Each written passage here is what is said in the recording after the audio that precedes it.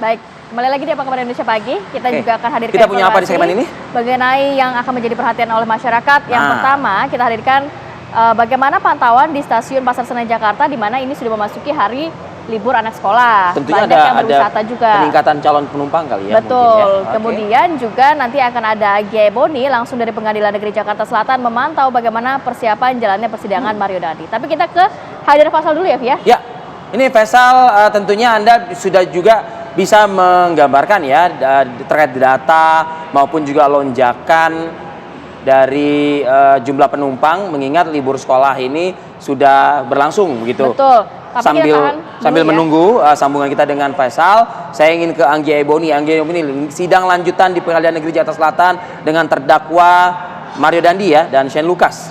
Silakan laporan dari Anda. Ya, selamat pagi Rivi, Rati, dan pemirsa. Sidang penganiayaan berat disertai dengan perencanaan dengan terdakwa Mario Dandi Satrio dan Shane Lucas ini kembali digelar di Pengadilan Negeri Jakarta Selatan hari ini masih dengan agenda pemeriksaan saksi yang dihadirkan oleh pihak jaksa penuntut umum. Nah, kita tahu bahwa pekan lalu ayah dari korban David Ozora sudah diperiksa, kemudian sejumlah saksi seperti satpam perumahan tempat penganiayaan terjadi juga sudah diperiksa. Dan hari ini rencananya jaksa penuntut umum akan menghadirkan 6 orang saksi.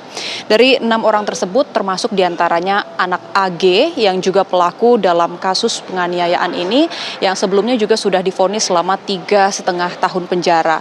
Kemudian ada juga APA yakni mantan kekasih Mario Dandi yang dalam surat dakwaan dijelaskan bahwa ia merupakan orang yang menginformasikan Mario Dandi bahwa AG saat itu disetubuhi oleh korban David Ozora. Nah, selain AG, APA, kemudian ada juga Rafael Benitez, kemudian Chris Wanda Oliver, Albertus Fernando, dan Afdanet. Namun keempat orang ini kami masih belum mengetahui secara pasti identitasnya dan juga apa perannya dalam kasus ini sehingga dimintai keterangan oleh pihak jaksa penuntut umum. Kami juga tadi sempat mengonfirmasi kepada pihak Humas Pengadilan Negeri Jakarta Selatan. Ia juga masih belum bisa memastikan apakah keenam saksi yang rencananya akan dihadirkan JPU ini akan pasti hadir dalam sidang hari ini. Karena sebelumnya pun kemarin kami juga dapat info dari kuasa hukum anak AG, Mangata Toding Alo, yang mengklaim bahwa dirinya ini belum mendapatkan surat dari pihak jaksa penuntut umum terkait pemanggilan AG dalam sidang hari ini. Kita juga nanti sama-sama tunggu jalannya persidangan, biasanya dimulai pukul 10 pagi. Jadi untuk saat ini kondisinya memang masih belum ada persiapan, baik itu dari pihak jaksa maupun dari kuasa hukum terdakwa ataupun saksi. Kami juga masih belum melihat kehadirannya di Pengadilan Negeri Jakarta Selatan ini. Tapi sebagai gambaran untuk Anda, Rivi, Ratih, dan pemirsa, apabila nanti AG benar-benar jadi datang, kemudian ditambah dengan saksi lainnya, kalau memang usianya masih di bawah umur atau tergolong anak di bawah umur, maka persidangan nanti akan digelar secara tertutup. Itu artinya tidak boleh disiarkan langsung, kami awak media juga tidak boleh meliput, tidak boleh memasuki ruang sidang, dan juga masyarakat umum tidak diperkenankan untuk masuk ke ruang sidang. Sidang akan dilaksanakan tertutup apabila saksi masih di bawah umur. Kemudian sedikit mengulas sidang terakhir yang digelar pada hari Kamis 15 Juni lalu, salah satu satpam kompleks Green Permata Ulu Jami Jakarta Selatan turut memberikan kesaksiannya di persidangan untuk terdakwa Mario Dandi Satrio dan juga Shane Lucas, di mana ada beberapa poin yang ia sampaikan.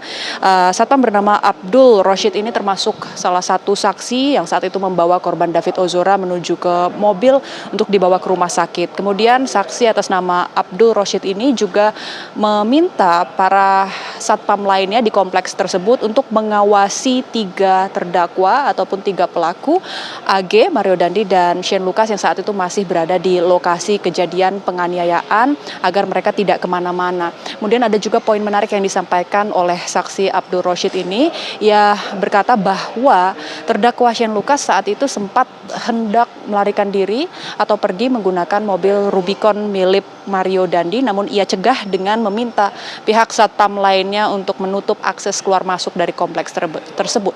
Sementara demikian kami kembalikan ke studio Ratih dan Rivi. Baik, terima kasih Anggia Eboni melaporkan langsung dari Pengadilan Negeri Jakarta Selatan. Tadi agendanya sidang akan dimulai pada pukul 11 waktu Indonesia bagian Barat ya.